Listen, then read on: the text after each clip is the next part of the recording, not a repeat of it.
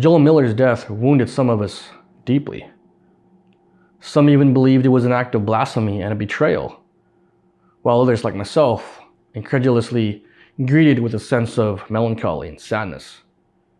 To some, Joe Miller was the ideal hero in a world stricken by apathy and cruelty, while others saw him as a monster that forsaken humanity. But no matter what your opinions of him were, Naughty Dog took a colossal risk in killing off one of the most revered and iconic characters in the video gaming world.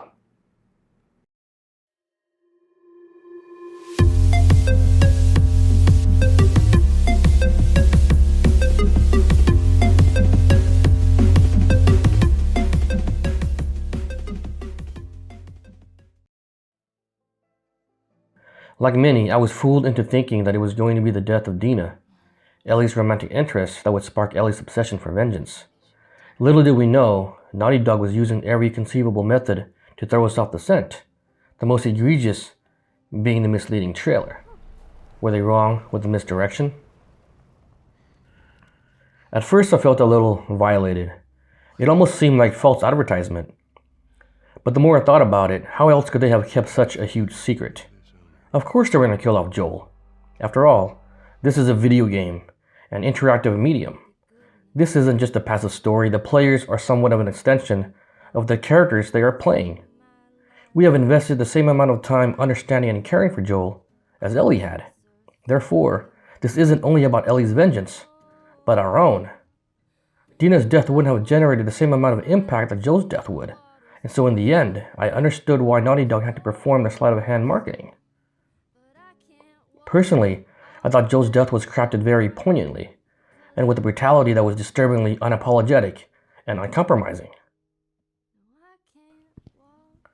Some would argue that it was devised merely for the sake of shock value, that it wasn't earned, that it was cheap. I highly disagree. I think Naughty Dog already knew what they were doing. It was all very calculated. When they made us kill the doctor in The Last of Us, I think Naughty Dog already had their story for The Last of Us 2 in the bag. So no, it didn't feel cheap or unearned. What would have been cheap is crafting a new character that we knew nothing about, and having that character become the instigating factor for Joel's death. But I think the real issue to some people is the way Joel went out. I think that they wanted a more video gaming approach. They wanted him to go out like Tess, with guns blazing. Because to some people, video games are an escapism, where they can feel invulnerable and in control. With this in mind, I understand why some gamers felt betrayed. But in Naughty Dog's defense, they are trying to tell us a more realistic and grounded story. And in the real world, death doesn't approach us with a crescendo. Music doesn't build up to a climatic end. Sometimes, death just comes. Joel's death was shocking. He died saving the very person that eventually ended his. Naysayers will complain, arguing that it was an inconsistent behavior for Joel, that it was out of his character for him or Tommy to have revealed their identities to strangers. But Joel was a man of action that never regretted his decisions. He never lived his life looking over his shoulders. He died as he had lived, without fear of retribution or consequences. Was Ellie, Tommy, or Abby wrong in their obsession for vengeance? In a world where there are no judicial systems, if capable, one has to seek out their own idea of justice. So in a sense, they are all within their moral right to want to exact punishment upon their perceived perpetrators. And that is the tragic beauty of this game. Although there are villainous people in this world, the perceived antagonists themselves are not entirely villainous. Ellie, Tommy, and Abby are not inherently evil people. I cannot blame any of them for their righteous indignations. As a gamer, the conflicting emotions when having to deal harm to any of these characters made me rather ill and uncomfortable. And to my surprise, I applauded every moment. It's not every day when you play your favorite video game and experience an emotionally excruciating subversion when engaging in a pertinent boss battle. Having to hunt down Ellie as Abby was an emotionally conflicting and gut-wrenching affair. It almost felt like blasphemy treating Ellie like David. But if you allowed yourself to be invested in Abby's character, then organically it made total sense, and vice versa when Ellie antagonizes Abby in the bitter finale. As someone who's been gaming for the past 35 years, sometimes gaming can start feeling a little mundane and monotonous as you're trudging through minute increments in gaming progression. You just feel like you're doing the same gaming mechanics over and over with slightly a better paint job and maybe optimized gameplay. But once in a while, gaming will take the next evolutionary leap and, dare I say, challenge you emotionally and psychologically. The constantly conflicting emotional responses that The Last of Us 2 throws at you are quite strenuous at times, but also very refreshing. Sometimes I just want to be stimulated with a different emotional response, rather than just by pure testosterone. And speaking of testosterone, I fucking love Abby as a character. I don't agree with what she did to Joel, but that doesn't mean I don't understand why she did it. Now, her character only works for me because, like I stated previously, Abby, like Ellie and Tommy, are genuinely decent human beings. They are not inherently evil. Abby is innately considerate, compassionate, selfless, and remorseful. She's not perfect or wholly virtuous by any means, but she tries to be, and sometimes that's enough. But imagine if she was David's daughter. Would I still be inclined to sympathize with her plight? Of course not. David was an irredeemable sociopath. His actions were entirely indefensible. Yes, he killed to survive, but he killed indiscriminately and without provocation. Doc Jerry, although complicit in wanting to murder a little girl to justify the Fireflies' cause, has somewhat of a moral ground to stand on, being that he wanted to find a cure and all. But it doesn't absolve him of his involvement. Like most gamers, I wanted to hate Abby. I was furious when I realized that I was going to have to play as Abby at the most critical point in the game. She had just accosted Tommy, shot Jesse in the head, and delayed a pertinent boss battle that Ellie worked so hard to get to. Now we have to play as Abby?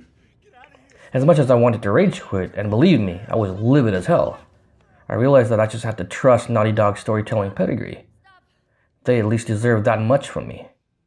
And the more I played as Abby, the more I came to adore her. After completing several playthroughs and eventually getting a platinum, I came to really enjoy Abby's portion of the game. The visceral level design in vertically traversing the gutted skyscraper was horrifyingly thrilling. Evading Tommy's sniper rounds were tense as hell, and she gets to engage in a proper boss battle with the Rat King. It's just an amazing gaming experience all around, and the reason why I play video games. Yes, she brutally murdered Joel, but how was I able to eventually surrender my prejudice against her?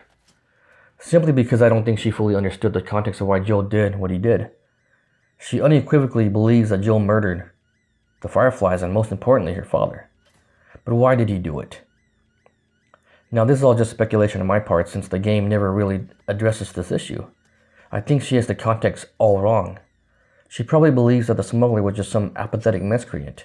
After realizing that the little girl held the key to creating a vaccine or something very important, he decided to selfishly take the girl for himself, thus slaughtering the Fireflies.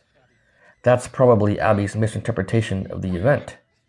If she understood the real context, being that the little girl was a surrogate daughter to the smuggler, and it was the Fireflies, her father being complicit, that held his surrogate daughter hostage without her acknowledgement or consent.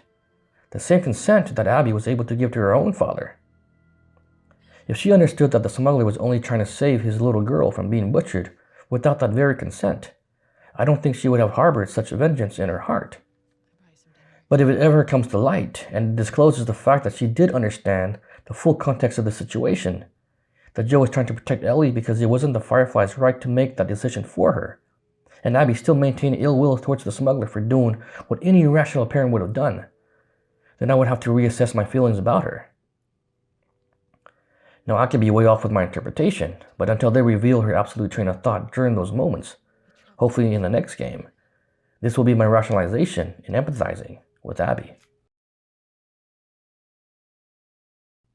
Now, a lot of people give Ellie and Tommy grief in their obsession for vengeance. Some even truly believe that Ellie and Tommy inadvertently become the villains by the end of the game, which I find absurd. It's easy to play this game in the comfort of your own choice and project your own sense of morality onto these characters. But the fact is, they are not you. This is not a choice-based game. It's not an RPG. It's a linear-driven narrative. The point is that you are thrown into someone else's shoes, and you have to try to see the context from their point of view. In defense of Ellie and Tommy, They are not privy to Abby's storyline like the players are. All they remember of Abby is, Please stop! Please don't shoot! Joel, please get up! No! No! No! that's all they know of her. There's no court of law here. There's no room for arbitration. They know without a doubt that Abby brutally murdered Joel, and they want their justice. We, the players, felt those very same sentiments. And like Ellie and Tommy, we couldn't wait to pass our judgment onto Abby. Imagine if this was just a typical video game with a perfunctory villain. Abby being the villain, of course. You're playing through Ellie's storyline and reach the climatic confrontation. Abby just shot Tommy and Jesse, and she chases you down to the backstage for the final showdown. Let's say you're still playing as Ellie, and surprisingly, you lose the boss battle. Abby doesn't kill Dina because some kid urges her not to, and she leaves you defeated. You're telling me Ellie, Tommy, and the players themselves are just gonna walk away and call it quits? Hell no. We're gonna want to see it through to the bitter end. That's Ellie and Tommy's only perspective. They don't know that Abby is a compassionate human being, like the players do. They have every right to want to avenge Joel, just like Abby had every right to avenge her father, and just like Joel had every right to slaughter the Fireflies for their incessant transgressions. That is the tragic beauty of this game.